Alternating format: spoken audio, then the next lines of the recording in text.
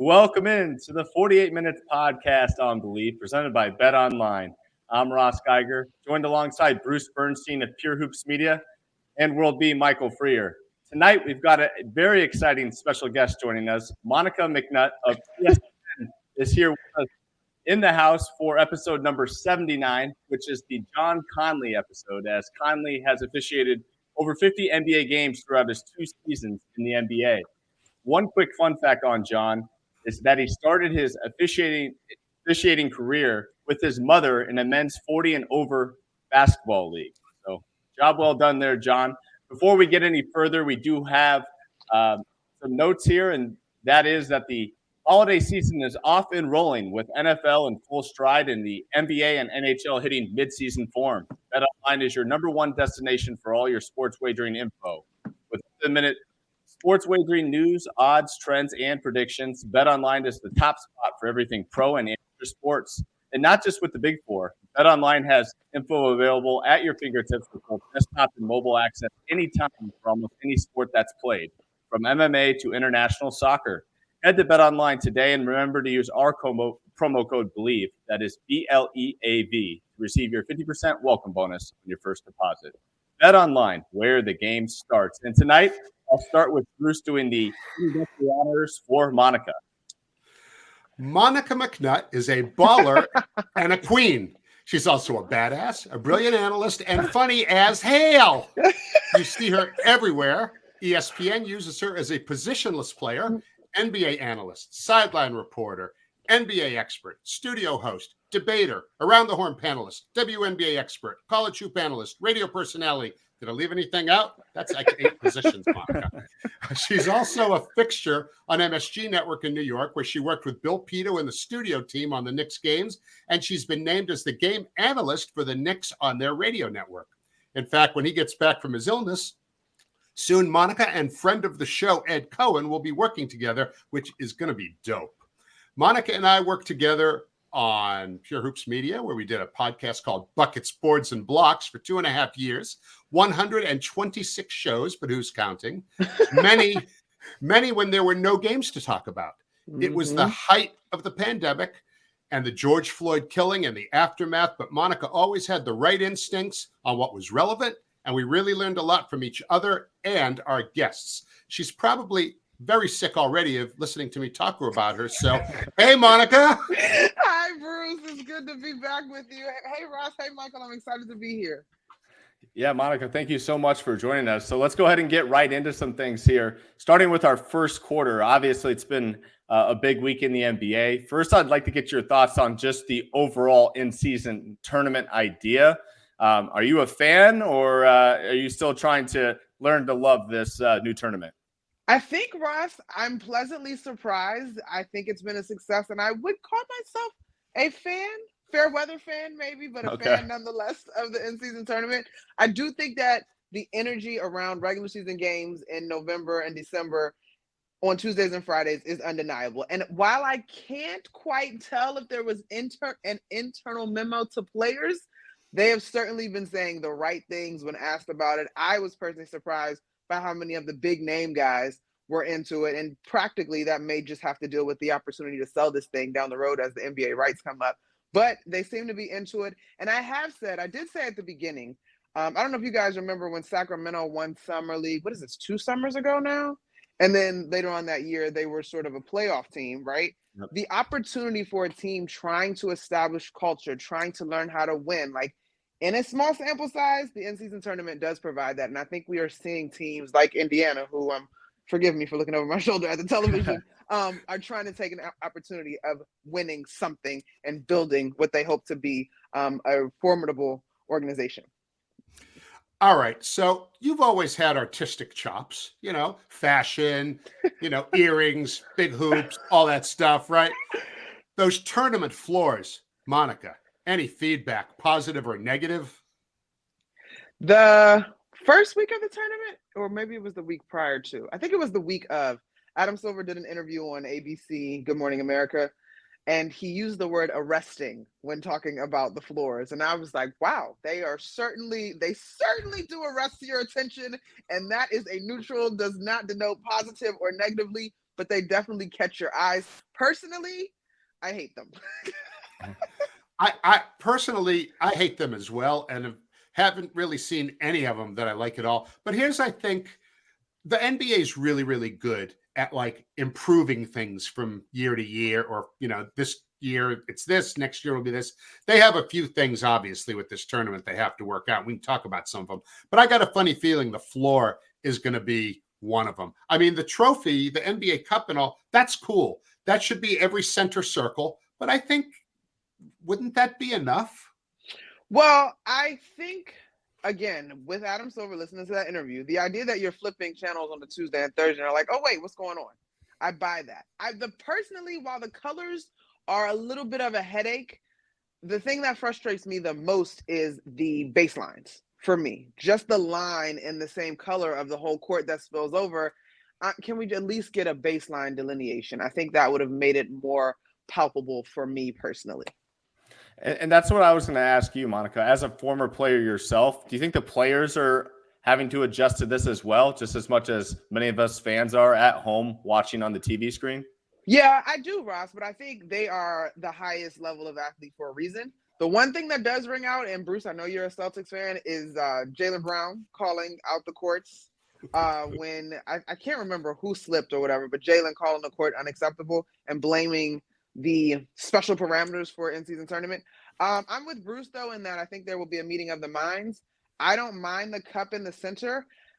Having to explain the correlation on the colors to me is a little bit of a headache. The one court I will say that I did like was Washington's, which is actually a teal and a gray. And the teal is supposed to represent monuments once they start to rust and they turn teal, which I think is too much, but I did like those particular colors. It's the best thing they put on the floor all season, Monica. That part. Now, before we go ahead, Wilby. I was just going to ask you. I know being around the Knicks, you're close with probably Coach Thibodeau or whatever. I'm just kind of curious what do you think the coach's reaction to this in-season tournament is? It's a change for everybody, obviously, for fans, for players, and certainly for coaches. Worlby, I think that's a great question. And I think it goes back to what is the state of your program or the state of your coaching tenure, right? Tom Thibodeau has been very clear. He could care less. He keeps saying it's a regular season game. Like, we have to treat this like a regular season game. He has said that on any night that a question about the in-season tournament has come up, whether it's a Tuesday, Friday, or otherwise. When asked about the point differential, it's a regular season game. Like, he's not for the nonsense. He's just trying to win. I shouldn't call it nonsense. We're all team NBA, but he's not for it. He's just trying to win. Now, counterpoint, we obviously saw Joe Mazzulla get into the point differential thing deliberately, right? And so I just think it really speaks to where you are as an organization. I will say that I thought the Knicks courts were going to be problematic with the orange and the basketball being orange and it being too much. But the Knicks had a monster comeback versus Miami on that court, so cheers to them. Now, along those same lines there, Monica, of course, with Tom Thibodeau, you shared with us before we started taping here tonight that you're already in Milwaukee and you're going to be working the game tomorrow, the Big Eastern Conference matchup, New York Knicks visiting the Milwaukee Bucks. What's your early take on this game, and are you excited for tomorrow night? I'm really excited for tomorrow night, Ross. Two reasons stand at the top of the list. RJ Barrett was not available the last time that the Knicks came to Milwaukee and lost to the Bucks. I think it was 110-105. Jalen Brunson had 45 points, 3 points off his career high, which is 48.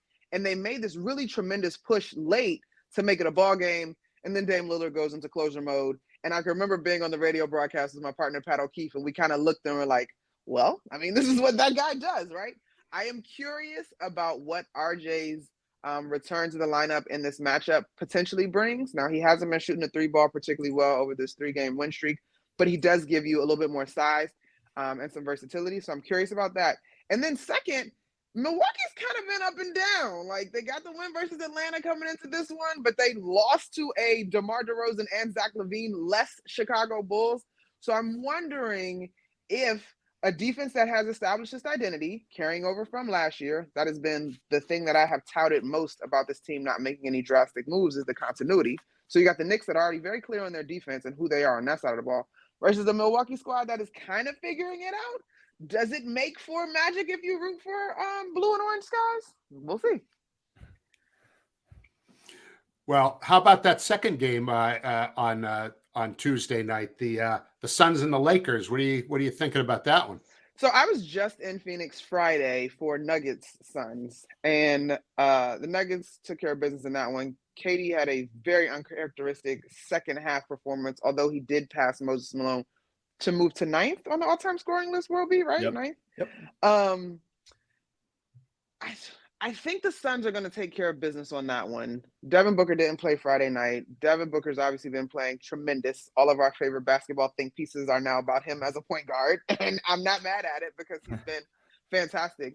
But I also think that there's something, what's the word I want to use? There's something sort of liberating about the way that Phoenix is playing. I have not been able to, and Ross, I know you're the tape guy. I can't really break down exactly what the Frank Vogel system is, but it does feel like it is catered toward the athletes that he has. KD obviously is playing really well. So is Devin Booker. You look at a guy like Yusuf Nurkic, who was raining threes in the first half of that game on Friday. Like, I just think whatever he's got going, it fits that group really well. And so they're playing with like an ease and a lightheartedness. And you got to give Devin Booker his credit, to me, as stepping up as a defender. And KD, I think we don't talk about KD as a defender, but when he decides to use his length in that way, you got to acknowledge that as well. So I think there's something good happening in Phoenix. I know from my friends that are in that front office that, what's my guy from Michigan State? I can't call his name. Matt is all in on trying to win, including on the women's side. Christy Tolliver was announced as an assistant coach joining that staff. So there's something good, I think, happening in Phoenix. I actually asked Katie, in fact, you've been to the mountaintop a couple of times, like, what similarities do you see?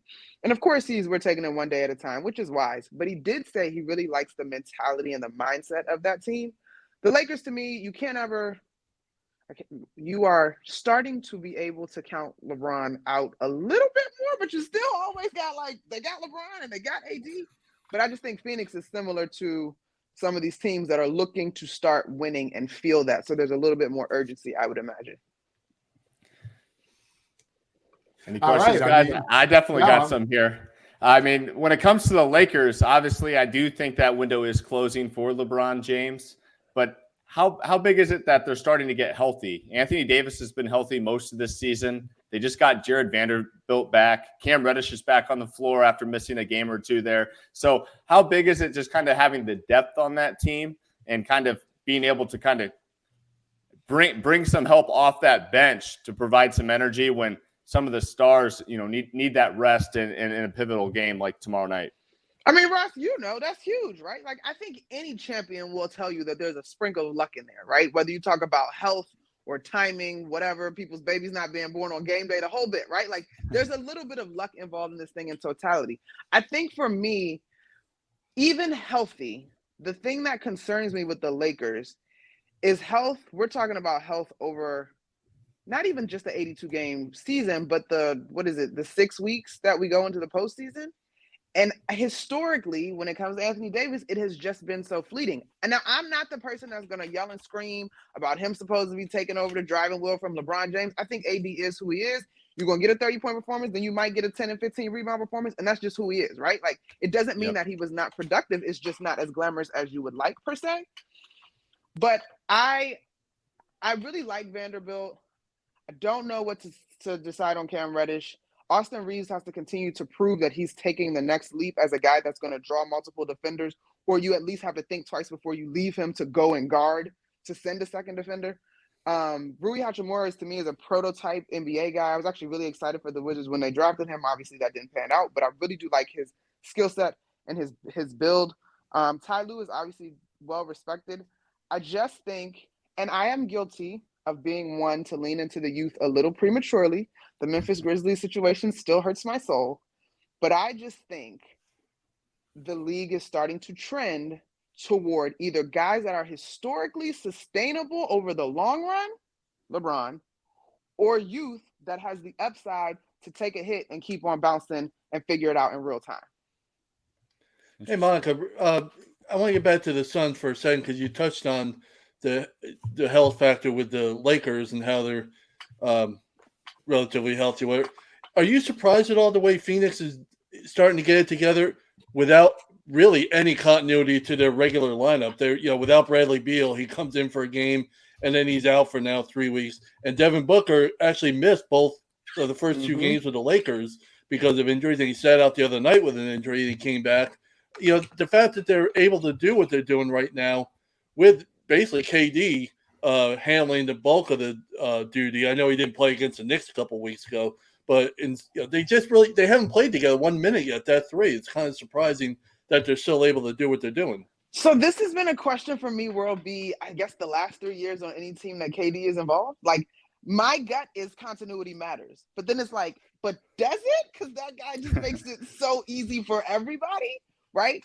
I think that KD's experience in Brooklyn has uniquely prepared him for the ebbs and flows of what may or may not happen in Phoenix based on injuries.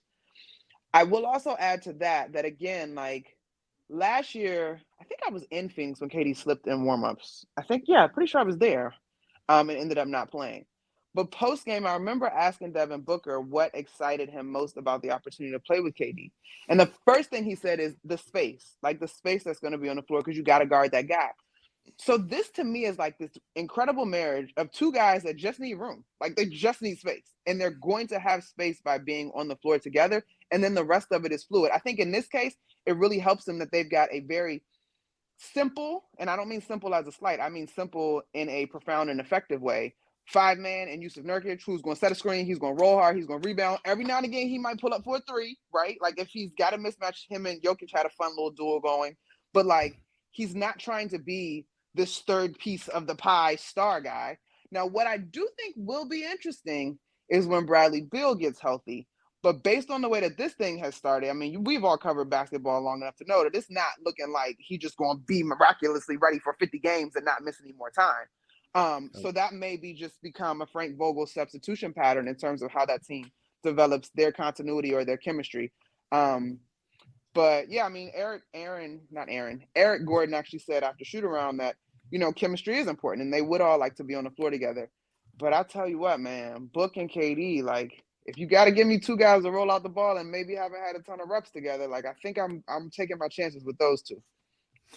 All right, that's going to conclude our first quarter, guys, and it's time for a second quarter, and we're going to get into the team that Monica is covering the closest right now. That, of course, would be the New York Knickerbockers in a little bit more detail. The Knicks are 12-7. All of their losses have come against quality teams, okay? But most of their wins have been against lesser teams. They're 3-0 against Charlotte. And then when you put in Washington, Atlanta, San Antonio, and Detroit, they're 8-0 against those teams. So their schedule is about to get much more challenging. Have they built up enough momentum to maintain their 50-win pace? Are they ready for this? I mean, they have been a good road team so far. So what's your thought? I mean, are we looking at a 50-win team here? I said at the beginning of the season we were looking at a 50-win team. I'm going to continue to stand on that because let's go. Go Knicks, right? I do think that as this thing continues to unfold, there's a qualifier. First, let me just say, if Jalen Brunson is not an all-star and an all-NBA player this year, it will be an absolute sham and travesty. Like, I don't want to talk about it. There's nothing to discuss. Put him on your ballot, like, period. The second part, though, is for as good as Jalen is, the Knicks, to me, still need a guy that can score in 3 dribbles or less. Like, NBA prototype, quick first step, 2 dribble pull up over the defense. You can't get to it because of their length, or 2 dribbles, hesitation, get into the paint, absorbing contact, finishing at the rim. Like, and I don't think that that's a secret in the front office, in the fan base that is very smart, intelligent, and astute. And of course, the players, they're going to play with what they have and who they are. But there is a step missing when you start to get into clutch time and the athleticism. I mean, I'm back in Milwaukee now. That's exactly what happened the last time here in Milwaukee. Now, having said all that, I'm not the type just to chalk up athleticism to equaling wins necessarily. You've got an incredibly cerebral point guard, a godsend as far as the Knicks organization is concerned, in Jalen Brunson. You've got Dante DiVincenzo, who's cut from that Villanova cloth, as well as Josh Hart. Emmanuel Quickley, who selfishly may be looking to get paid next year, but has elevated his game as well. And then if Julius Randle is back to all NBA All-Star caliber, they were able to grit out the 40-plus wins last season. Do I buy that their continuity pushes them to 50? I think there's a strong chance that happens. But what happens is the last 4 minutes of a ball game just ugly. It's like it's a lot of pounding the rock. It's, you know what I'm saying? It's hopefully getting to the free throw line. And to me, if Mitchell Robinson can continue to be the force that he has been inside the paint, like you're looking at an all defensive team caliber defender. So you can defend, you're gonna have a chance. Now, back to Mitchell Robinson here. The biggest thing that kind of stands out when I look at Mitchell's game this year comparison to the rest of his career is he's averaging just under 2 fouls a game in just about 30 minutes a night this season. If you look back at those career averages over his 6 seasons, the minutes have increased each year while the fouls continue to decrease. So it's been a very impressive trend for his career. What can you talk about kind of just his development? How is he like as a person? I know that we do have a follow-up question in regards to one that just came out, but just what's your overall take on Mitchell Robinson? Is he really taking that next step in his development this year? I think for Mitch, what we're seeing, Ross, as important as any skill that he has worked on is just the level of maturity and comfort. Mm-hmm. He knows the system. He understands his teammates. And this year in particular, he's playing with balance, which I didn't know that foul stat was as clear as you just pointed out, but it only reiterates what I've seen all season. And that literally, y'all, he's staying on his 2 feet. Like how many? I mean, y'all don't maybe watch as much Knicks ball as I did last year. Maybe you did, Michael B. Or how many times last year was Mitch on the floor? And I'll be like, bro, get up! Like, why are you on the floor? Literally this year he has played with so much more balance. Obviously, a tremendous shot blocker. The opportunities where the team seeks him out as a scorer, far better results when the passes are high and toward the rim as opposed to bounce passes and a bunch of traffic. But that's neither here nor there. But he's playing with so much more balance and confidence. And he came in low-key, like kind of shredded coming into the beginning of this season. I didn't even really pick up on it initially. My colleague, Wally Zerbiak, was the first person I was like, yo, look at Mitch. And I was like, you're right. Because when I saw him at Content Day, he was kind of goofing around and just talking about not sleeping because of his newborn. Hey, Monica, does the shooting concern you when it comes to the Knicks? They're just not a good shooting team from either from 3-point range. I mean, the first meeting with the Bucks, they got outscored by 30 points from the 3-point line, and inside 3-point range, they're one of the worst teams in the league. It's just going forward. They didn't have great shooters last year. They just made a living on the offensive glass, which they're doing again. Mm-hmm. It seems like. But does that concern you at all when you think of this team? It does. Like, and frankly, you've got 2 shooters that come to mind that see quality minutes, and that will be Quentin Grimes, who's in the starting lineup, and Emmanuel Quickley, right? And the statistics on what they're shooting from 3 probably teeter around what JB is also shooting. I wasn't with them the last 4 games, so I need to look at the updated stats.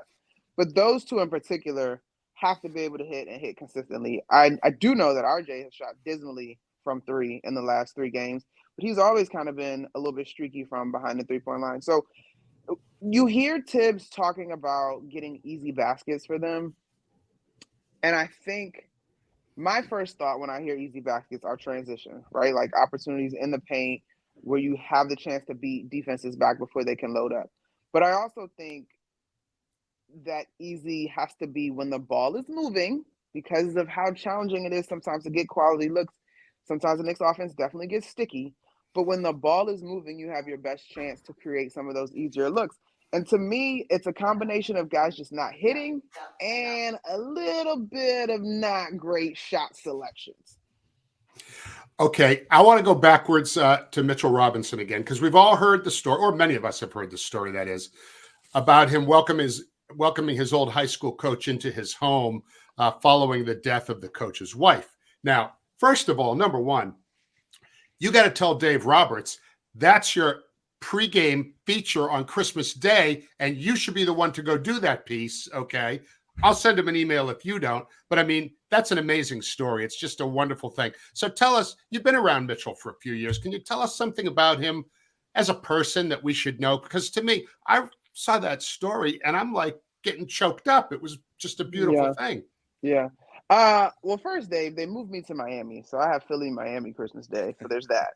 But I do agree that that's a great feature idea. I think, let's see, hanging around Mitch. I really like Mitch. I I think in that piece you got to see a snippet of who he is and that he wears his heart on his sleeve. Now, sometimes his heart is not always warm, open, and fuzzy. Sometimes he's not in the mood, and he'll tell you that too. But he is honest about who he is and how he feels. And he's got a big, generous Southern heart. Like, this is a tremendous story, but I don't know if you guys remember last offseason, his dad went missing for a stretch, and he was using social media to try to help locate his dad and the whole bit. So, like, he's in New York, which is a big city, but at his heart and to his core, like, Mitch trying to go fishing and literally he drives this big giant pickup truck on like super souped up Southern wheels, like a monster truck, right? Like, so I would just say of Mitch, he is who he is. He's a really genuine dude. He likes to have a good time. He's got a great laugh, but if he's not in the mood, he's not in the mood, and he's not going to make you guess how he feels. Now, Monica, last question I have for you here is on Jalen Brunson. You mentioned, obviously, he is a all-NBA player, should be on the ballot. I couldn't agree more with that. But just generally speaking, and now be honest, has his impact in New York surprised you? Just how big it's been? 100%. And it's funny. The first time, so I met his dad, Rick, before I met Jalen. And Rick was kind of joking with me. And he's like, I heard you talking trash. Because I was of the mindset that the team did not need two small guards. Like, Jalen and Donovan Mitchell to me is two small guards. Like, I don't like it. So Rick and I have had these incredible basketball conversations about what two small guards looks like and blah, blah, blah. And I'm learning so much from Rick. I think he's an incredible asset, not only to this team, but obviously helping to build and create who Jalen is to this day. But beyond that, when this thing was still sort of percolating before it was done, I can remember on MSG, we had a show called MSG 150, and I'm arguing with Syracuse John Wallace, that, like, are you sure like this guy's gonna be worth all this money? Like, are you sure? He played behind Luka, like, And John Wallace looked at me and was like, Mon, when did he drop 40 plus or whatever it was? I was like, in the playoffs. He's like, that is when basketball is being played at its highest level, and he showed you what he can do. I have no doubts. Not to mention that John also knew Rick and played with Rick when they were in New York together and has known Jalen since he was a kid. But he's absolutely proven to be right. And so, having had the opportunity to have some conversations with Jalen far away from basketball, we did an event in San Diego right after the Team USA got back from the competition this summer. He is very mindful of leadership, and he is never going to skirt the work. He always says the magic is in the work. And I think that is something that is undeniable when you look at folks that have been able to separate themselves and make themselves part of the elite class in the NBA. They do the work. Yes, they are incredibly gifted, but they do the work. And so Jalen has far exceeded expectations. That deal that I know some folks were questioning seems like a pretty good deal to me. I'm very happy with it. And I'm just excited to see what his future and career is going to continue to look like in the league and where he can take this team. Absolutely. That contract's definitely paying off for New York basketball right about now. But we've gone ahead and reached our halftime buzzer. So we're going to go ahead and take a quick break and come back with you for the second half. And we're back with the start of our third quarter. Now, Monica, since you are on our show tonight, very thankful that you're joining us here tonight. We wanted to kind of discuss a little bit of your journey. Obviously, you were a former basketball player yourself, got into broadcasting, spent some time as a teacher. You've kind of done it all at an early age. So we wanted to kind of highlight that for a quarter, learn a little bit more about you, and for our listeners that are going to be seeing you tomorrow night and Christmas Day out in Miami, just to have a better feel for who you are. So my first question for you is, who's had the biggest impact on your career? Oh, man. Oh, that's a tough question, Ross. My first instinct is my parents, just because they held me down when it was no career. Whether it was literally living back at home with them, or encouraging me that it's going to come back and keep working. So I definitely have to give a shout out to my parents first and foremost. And then I actually would say that my fortuitous bounce with ESPN came courtesy of Pat Lowry, who has left ESPN since, but she used to run certainly women's college basketball. And if she wasn't 1A, she was 1B on college basketball in general.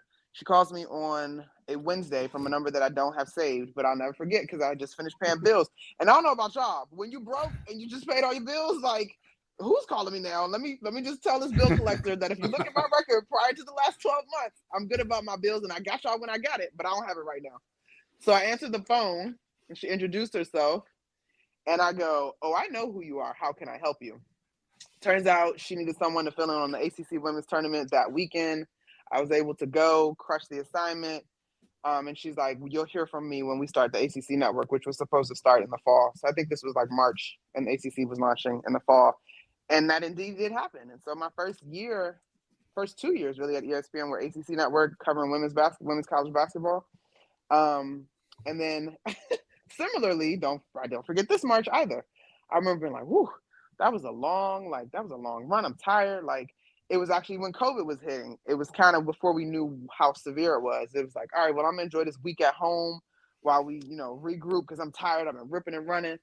But at the same time, I shot an email to Jose Fernandez, Bruce, Sports Center crew. Oh, I gotta check. I have to go back and check my emails. I don't want to mess up his name. But I shot an email to the lead over Sports Center at the time, and he was like, all right, we're gonna give you a shot on the 7 a.m. And one of my friends was a Sports Center producer, so she had been advocating for me behind the scenes. End up crushing the 7 a.m. Sports Center and talking NBA, and what I thought was about to be like the downward chill thing just skyrocketed to like doing all of these different shows talking NBA. And I'll never forget that producer was Fernando. I apologize. Fernando Lopez. Yeah, great guy. Fernando Lopez. He was like, "Man, I'm telling you, your phone's gonna not stop ringing now. Like, we're copycats at ESPN. Once somebody sees you're good, everybody wants you on." And he did not tell a single lie in that regard. But I'm very thankful for that. A lot of my ascension happened in my parents' basement during COVID, and that obviously a sort of a tragic time. And I don't take lightly the folks that were impacted through the pandemic in drastic ways. But for me, in my parents' basement at home, and my family managed to navigate that pretty healthy. It was surreal almost. Yeah, when we were doing buckets, boards, and blocks during some of that time, you used to have your pops come on the show once in a while. And Pops was just a riot, man. I mean, you could see where he was. I mean, he was so proud of you, obviously. Yeah. But you could see, like, all right, I can see a lot of this man in Monica here. But okay, so over the past 3 to 4 years, you've become a supernova. I mean, there's no other way to say it. But you never, ever, ever took the easy path. You always embraced the grind. You never cut corners. You learned to be a classic Swiss Army knife. You have tools to handle every situation. It's really quite cool to see. So tell us about your mindset in the way you prepared yourself for the grind and really kind of embraced it. I mean, it wasn't easy for you. I would not say it was easy, Bruce. And I say this a lot now, like, nobody really talks about the stamina that's required once you start achieving your dreams. Because, woo, I was like, oh my God. Thank you for calling that out, Bruce, because I was very mindful not to be pigeonholed. I was a women's college basketball athlete. I'm very proud of that. Indiana's up by 2 with 3:21 to go, y'all. I'm very proud of my experience as an athlete, but even when I consider getting into media, I remember saying to my close friends and family, like, I don't want to just be an analyst. I want to go and get the tools so that I can be a journalist and a reporter. And so then I went on to the University of Maryland, the Philip Merrill College of Journalism. George Solomon's still a really near and dear friend to this day. So it was funny, as I was coming into ESPN, it was like, hey, we're hiring you as an analyst. And I'm like, cool. One day, one of our hosts on ACC Network, Kelsey Riggs, who's a friend, she was sick. And I said to our producer, it might have been our coordinating producer above our producer level, I was like, just for the record, like, I have a journalism degree. Like, I have reps as a host, as a reporter, like, I've done all this. And they're like, okay, well, you're in tonight, right? And I think they were surprised at how well it went. So for me, it has been very deliberate not to be boxed in, because I think when you check a plethora of boxes, it is harder for you to be eliminated. And not that I'm operating from a place of fear, but I do think the versatility also helps you to perform better in each role because you know what the other needs. Like, I think I'm a better analyst because I know how not to step over my play-by-play person. Now, I haven't done a ton of play-by-play, but like I get it, right? I think I'm a better host because I know where the analyst's strengths probably are and where I maybe don't need to say something, so I can allow them to say it, and I can add a button to the end of it where they can have the meat and potato of the stat that really lands. So for me, the versatility has strengthened me in each individual role. Hey, Monica, you for people that aren't aware, you grew up in the DC area, correct? And it went to Georgetown, as you mentioned, and then later on to Maryland. Can you talk about what? I spent time there for years in Northern Virginia, so I know nice. it. It's a really good basketball area, a really good area for basketball between DC and Baltimore, and a lot of history, both at the scholastic level all the way up to the professional level. Talk about what it was like to grow up in that environment and go to Georgetown, which had such a history, albeit on the men's side, more popular than anything else. Talk about what it was like to be around at that time. Man, World B, I'm so thankful for where I'm from. And I'm sure tons of people feel that way, as you should. But I can remember, funny enough, as a kid being like, I'm not rooting for the Wizards. They're terrible. We have all these great basketball players in this area, and they stink. It doesn't make sense. I can't root for them. So I now have this love-hate relationship with the Wizards because they are my home team, in fact. And they did have some good runs under the John Wall years. But I think for me, I will tell you, ending up at Georgetown probably started as a kid and I didn't even realize it was happening. Going up to the Kinder League with my dad, watching various sports documentaries with my dad. My dad was at St. Anthony's for a year while Big John was still there before he transitioned to college coaching. So there were all these ties and these things sort of being steeped into me as a little girl that I didn't even really know were happening. My mom swears that my dad had this grand plan that he wasn't going to let me go to a football school anyway. I believe that I landed on Georgetown on my own volition. Thank you very much, Dad. But I think I've had incredible battles. And it's funny because, yes, the Georgetown men's program was more renowned. Like, we would go to men's games as a family, didn't really start checking out women's games until I was being recruited. But Rebecca Brunson, who was going into the Georgetown Hall of Fame this year, Georgetown Basketball Hall of Fame, she hooped at Oxon Hill High School, where one of my mom's friends was the high school basketball coach, and she recruited me so diligently. But my parents decided they wanted us to stay WCAC. And if we were leaving our small little church school, my mom wanted us to go to a girls' school, so it didn't necessarily pan out. But I was familiar with Rebecca Brunson from Oxon Hill High School. Like, she was there when Mike Sweetney was there, and Mike obviously went on to be a Georgetown product. So I think for me, I take a ton of pride in the competition that I saw. WCAC semis, maybe. I think this must have been my sophomore year. Marissa Coleman, who went on to win a championship at University of Maryland as a WNBA champ, recently retired from the WNBA. I remember Holy Cross versus St. John's. She got cut somewhere in the game, y'all, and I'm a daughter of a ref, so I know the rules. She was bleeding, and they were kicking our ass. I'm not even going to hold you. St. John's was loaded. She was killing us. I remember ref, she got to get out. It's blood on her uniform. She got to get out. Get her out of the game. So sure, she did have to get out, in fact, but they fixed it and she came back and we proceeded to lose. But still, whether it was playing against a Marissa Coleman or even the opportunity to go watch a KD, a Michael Beasley, all these guys who are sort of my contemporaries, pull up to DeMatha Gonzaga, it was just a fever for the culture. And then, of course, my dad is a referee. This is before DC Assault runs into its issues with Curtis Malone, right? Katie, Mike, Nolan Smith, all these guys played. And I'm just in the gym because didn't pay to get in. I was with my dad. He was refereeing. And so I'm just kicking it. So you got that happening on the men's side. On the girls' side, these are my contemporaries truly that I'm playing basketball with and against. And iron is sharpening iron. So I am so incredibly proud of where I'm from and the opportunities that basketball has afforded me. Okay. So you're a Georgetown alum. Ross Geiger is a Marquette alum. You're working with a rookie. You're working with a rookie at ESPN who's also from Marquette, fellow by the name of Doc Rivers. Any stories about working with Doc since he's been on the team? So it's funny. I just had Doc when we were in Phoenix for the Nuggets game, and I just think Doc is great. Even when Doc was still coaching the Sixers, I thought Doc was great. And I actually was at Georgetown with Doc's oldest son, Jeremiah. So there is a little bit of a rapport there. But I remember last year I had a Sixers game, and I can't remember Sixers PR, but they're like, "Yo, Doc wants you," and I was like, "Did I say something on TV like he's mad at? Like what happened?" And he literally was just like, "I just can't believe you're here and didn't come say what's up." So like we had a chance to chop it a little bit. Now that we're working together as colleagues, I'm constantly learning from all of our analysts. I think for me, while I'm thankful about having the opportunities to start 112, 105, y'all. 54.2 seconds to go. Indiana's about to do it. Sorry, Boston. Sorry, Bruce. Wow. It happens. Yeah, it does indeed. I'm super excited and diligent about the work and the craft of beginning to add game analysts to my repertoire. But I also am still learning, and I'm not going to shy away from that. Like, Doc probably has forgotten more basketball than I know. And so listening to Doc, JJ, Doris, RJ, Hubie, like I am still very much learning and hope to bring the enthusiasm and entertainment and education from my viewpoint. And so I'm really proud of that. Real quick story though. I got engaged over Labor Day weekend, so I'll get married in the summer. And Doc was like, "Thank you, Bruce."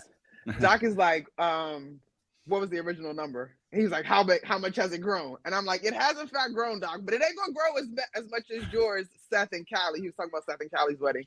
It ain't gonna grow like theirs grew because my pockets ain't that deep. But you're right. And so we sort of joked about that. And then one thing he did say, and I shared this with my fiance, because I was like, both of our parents are plus 30 years together. And Doc was like, "Oh, that's a marriage built to last. Congratulations." I was like, "Oh, thanks, Doc." That's awesome. Well, we're going to shift over to our fourth quarter now, Monica, and we want to play a fun game with you we like to call word association. So we're going to give you a name, and then obviously you will associate a word with that name. So I'll start us off here, and it's with another ESPN personality, Richard Jefferson. Jokes. RJ is, oh man. I love the way he sees the game and articulates the game. We don't always agree. That's what makes this fun. But he's always bringing energy to it. Obviously, his TikTok is legendary. He's always got jokes. Monica, here's one for you. Walt Frazier. Wow. A rhyme is supposed to come to my head really quickly, real smooth and fluid, like Walt. Man, it's so cool though. All of the things that MSG Networks does to acknowledge Walt's arc. I think if you are a young Knicks fan, obviously you didn't see him play in person, but you might skip over just how important he has been to Knicks basketball, to the NBA, to Black athletes, like the whole bit. And Walt is just as cool. Like he's just as cool. I've had family come to games. One of my aunts, longtime Knicks fan, New Yorker, she's like about to fall out when I'm like, just calm down, Walt. He's gonna take a picture with you. But she's like about to fall out because Walt means that much to Knicks fans and to folks in New York. So he's just super cool, super smooth, super easy. One time he asked me if I sewed my own clothes because he liked the way I dress, which is a high level compliment. I do not sew my own clothes, but it was a high level compliment coming from someone as suave and debonair as Walt Frazier. Okay. Patrick Ewing. Oh yeah, the GOAT. As far as Georgetown is concerned, I'm not going to start that. I don't want to start anything. Let's clarify. My personal Hoya Saxa, blue and gray GOAT, and just so kind. Like people get a kick out of it because I still call him Big Pat because I was on campus with Little Pat. So like that's how we separated them. I actually saw him in Charlotte 2 weeks ago when the Knicks were there. He is so proud of me, as I am as well of him. His family's terrific. He's still such a kind and genuine man. I just love the game and the opportunities that have been afforded to him through it. He's great. I love Big Pat. All right, one more round here. I'm going to start with one of my former workout partners in his short time in Milwaukee, JJ Redick. Wow, you and JJ got it in. Okay, I think JJ is such a smart guy, like smart basketball guy, but just smart guy too. Sometimes you might have to rewind the pod again to catch it all because he's just so smart. But I really enjoy working with JJ. He is I'll tell you, since we mentioned two of my colleagues, I was like, RJ and JJ, I don't know how that's going to go. But it has been a really good counterbalance because JJ is so smart sometimes, and I think he takes for granted the basketball of it all, the nuances, and RJ can like bring it back down to little digestible bites for the average Joe, and so they've worked really well together. I really appreciate sort of JJ's vision for himself. Like, he doesn't waste time, right? Like, Yeah. everything is a thing, is a step to another thing. Oh, yeah. And it's funny, I kind of asked him, because we were talking about, I can't remember how we got in this conversation, but I asked him, have you been able to figure out how to live in the gray? And he's like, I got better at it toward the end of my career. Because from what I had heard, JJ was very, like, neurotic, like, everything had to be just so. And so it's been cool to meet this version of JJ. I don't know if the, middle of his career version and I would have gotten along, because I am not neurotic, but this version of JJ, I think, has been really, really cool and great for the game and the conversations that he's able to have and provoke. And real quick here, I just wanted to set the record straight. He was working out, and I was not working out as much, because every time I would pass him the ball, late night shooting, it would just go right through the net. So I didn't have to work that hard. It was JJ that was working hard. Nice. Go ahead, Bruce. All right. Last but definitely not least, LeBron James. Iconic? I know we get into the GOAT debate, and however antiquated it may be, I still tend to lean toward rings, and that means I'm leaning toward Michael Jordan.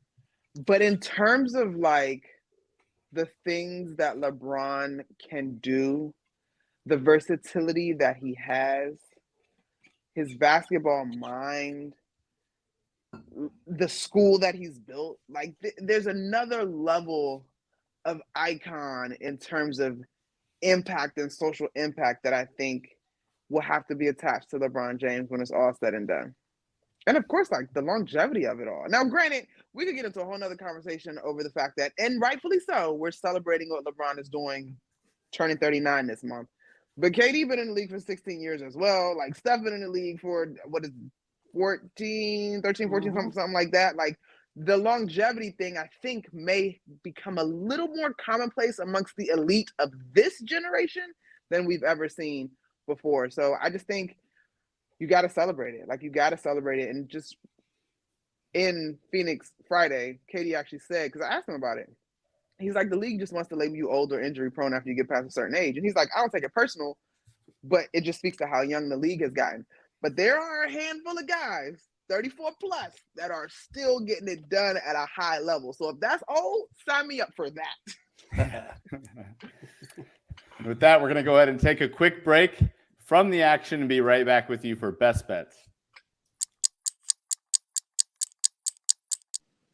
All right, we're back with my best bet of the night, and didn't have this planned, Monica, but we are going to get an early jump on Christmas Day matchup that you're going to be covering. That is the Philadelphia 76ers visiting the Miami Heat.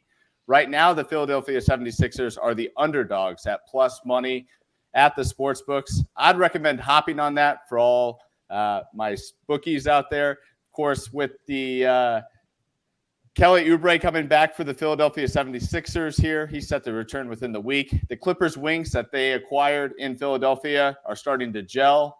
And with their new ball club, and overall, I'd test my luck with Tyrese Maxey and Joel Embiid over Bam Adebayo and Jimmy Butler any day, despite what last year's playoffs might tell me. So right now, I would hop on the Philadelphia 76ers as the underdogs on Christmas Day, and be sure to check out Monica McNutt. That's going to be on the call for ESPN.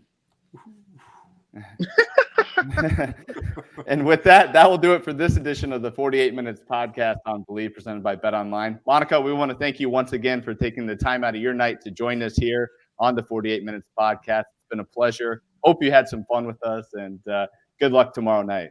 You don't have to hope, I can confirm. Thanks, guys, for having me. This was a blast. All right. And with that, that will do it for this edition. Be sure to check us out next week, as we'll be sure you're up to date in 48 on all things around the association. Take care, everybody.